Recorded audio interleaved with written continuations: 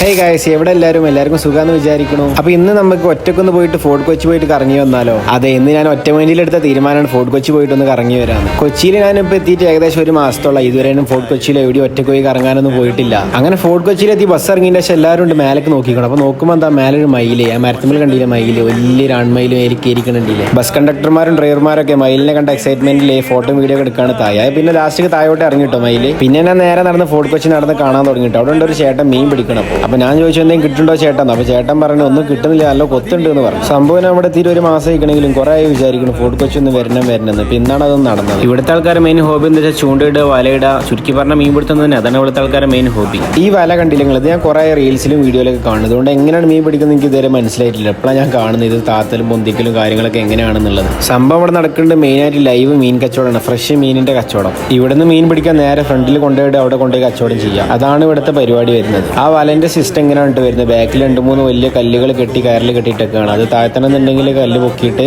അത് പൊക്കണമെന്നുണ്ടെങ്കിൽ കല്ല് വലിച്ച് താഴ്ത്തും. അങ്ങനെയാണ് ഇതിന് സിസ്റ്റം വരുന്നത്. അങ്ങനെയാണ് എനിക്ക് മനസ്സിലായത്. അപ്പൊ അങ്ങനെ തന്നെ ആവുമെന്നാണ് ഞാൻ വിചാരിക്കുന്നത്. ഞാൻ നേരത്തെ പറഞ്ഞില്ല, അവിടുന്ന് മീൻ പിടിക്കുക അവിടെ കൊണ്ടുവന്നിട്ട് കച്ചവടം ചെയ്യുക. അതാണ് ഇവിടുത്തെ പരിപാടി. അങ്ങനെ മീൻ പിടുത്തും കാര്യങ്ങളൊക്കെ കണ്ടതിന് ശേഷം നേരെ പോയി ഒരു ചായ കുടിച്ച് വീണ്ടും തുടങ്ങി നടന്ന് കാണാം. ഇവിടെ മെയിനായിട്ട് നടക്കുന്ന കച്ചവടം ഫോറിനേഴ്സിനെ പിടിച്ചിട്ട് അവരെ പിടിച്ച് നടത്തി കാണിച്ചു കൊടുക്കുക, എന്നിട്ട് അവരെ പറ്റിച്ച് കാശ് വാങ്ങുക. അതാണ് ഇവിടുത്തെ മെയിൻ പരിപാടി. പിന്നെ ഞാൻ അങ്ങോട്ട് നോക്കുമ്പോൾ ഒരു മദാമ സിഗരറ്റും പിടിച്ചിട്ട് ഓട്ടോറിക്ഷയിൽ കയറാൻ നോക്കുന്നു. ഓട്ടോക്കാരനോട് ചോദിക്കുകയാണ് സിഗരറ്റ് പിടിച്ച് ഓട്ടോറിക്ഷയിൽ കയറാൻ പറ്റുമോ എന്നൊക്കെ. ഇതിവിടെ ഫോർട്ട് കൊച്ചിനുള്ള ഒരു പാർക്കാട്ടോ, കുട്ടികൾക്കുള്ള പാർക്കാണ്. ഈ ഓൾഡ് ഹാർബർ ഹോട്ടലിലെ ഇതുവരെട്ടെങ്കിലും സ്റ്റോറിയിലോ റീൽസിലോ കാണാത്ത ആൾക്കാരുണ്ടാവില്ല കേട്ടോ. ഇവിടെയുള്ള ഹോട്ടൽസ് ആയാലും റിസോർട്ട്സ് ആയാലും നല്ല വൈബിലാണ് ചെയ്തിരിക്കുന്നത്. പഴയ കാലത്തെ റിസോർട്ട്സും ഹോട്ടൽസ് ആയതുകൊണ്ടായിരിക്കും നല്ലൊരു ആംബിയൻസിലും കാര്യത്തിലാണ് ഇവിടെയുള്ള കാര്യങ്ങളൊക്കെ ചെയ്തിരിക്കുന്നത്. അവസാനം ഞാൻ ബീച്ചിന്റെ ഏരിയയിൽ അവിടെ പോയി കറങ്ങി തിരിച്ചിങ്ങോട്ടന്നെ വന്നിട്ടോ. ഇതാണ് ഫോർട്ട് കൊച്ചിയിൽ പുതുതായിട്ട് തുടങ്ങിയ വാട്ടർ മെട്രോയിൽ ഒന്ന് കയറി നോക്കാൻ നമുക്ക് എങ്ങനെയുണ്ട് എന്നൊക്കെ. ഇവിടുത്തെ ടിക്കറ്റ് എങ്ങനെ വരുന്നത് വെച്ചാൽ ATM കാർഡിന്റെ ഒക്കെ പോലെയുള്ള ഏകദേശം കാർഡാണ് വരുന്നത് ഇവിടുത്തെ ടിക്കറ്റ്. എനിക്കിവിടെ 50 രൂപയാണ് ചാർജ് വന്നത് ഫോർട്ട് കൊച്ചിയിൽ നിന്ന് മറൈൻ ഡ്രൈവിലോട്ട് പോകാൻ വേണ്ടിയിട്ട്. സംഭവം ഫസ്റ്റ് ടൈമാണ് ഞാൻ വാട്ടർ മെട്രോയിൽ കയറിയിട്ട്. അപ്പോൾ അതിൻ്റെതായ കുറച്ചൊരു എക്സൈറ്റ്മെന്റ് ഉണ്ട് എനിക്ക്. പുറത്തുള്ള ചൂടിന് AC-ലോട്ട് കൊണ്ട് കയറിയപ്പോൾ നല്ലൊരു ആശ്വാസം.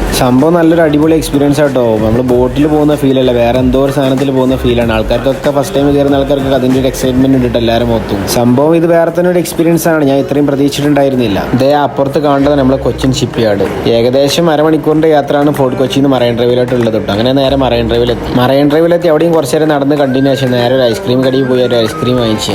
സംഭവം ഞാൻ ഒറ്റയ്ക്ക് വന്നത് കൊണ്ട് അതിൻ്റെതായ കുറച്ച് ബുദ്ധിമുട്ടുകളും കാര്യങ്ങളും ഉണ്ട് കേട്ടോ. അങ്ങനെ ഞാൻ മറൈൻ ഡ്രൈവിൽ നിന്നൊക്കെ ഇറങ്ങി നേരെ കലൂരെത്തിട്ടോ. കലൂരിൽ ഞാൻ ബസ് കയറില്ല, അവിടെ എത്തി. അവിടെ ഇങ്ങനെ ബസ് വെയിറ്റ് ചെയ്ത് നിൽക്കുമ്പോഴാണ് അപ്പുറത്തെ ഷോപ്പിൽ നല്ല അവൽ മിൽക്ക് സെർവ് ചെയ്യണം കണ്ടത്. അപ്പോൾ നേരെ കയറി ഞാനൊരു അവൽ മിൽക്ക് പറഞ്ഞു. എന്തോ ഒരു പേര് പറഞ്ഞു അവൽ മിൽക്കിന്. എന്തായാലും കണക്കന്നെ ലൊക്ക അവൽ മിൽക്ക് ആര് ബാക്കിൽ നല്ല രസമുള്ള ചിത്രമല്ലേ. അങ്ങനെ അവൽ മിൽക്ക് കുടിച്ച് കഴിഞ്ഞ് ഇറങ്ങിയപ്പോൾ തന്നെ എൻ്റെ ബസ് വന്നിട്ട് അങ്ങനെ ഞാൻ ബസ് കയറി. അപ്പോൾ ഓക്കെ ബൈ ഗൈസ്, ഇന്നത്തെ വീഡിയോയിൽ ഇത്രയൊക്കെ തന്നെയുള്ള. ബാക്കി അടുത്ത വീഡിയോയിൽ കാണാം.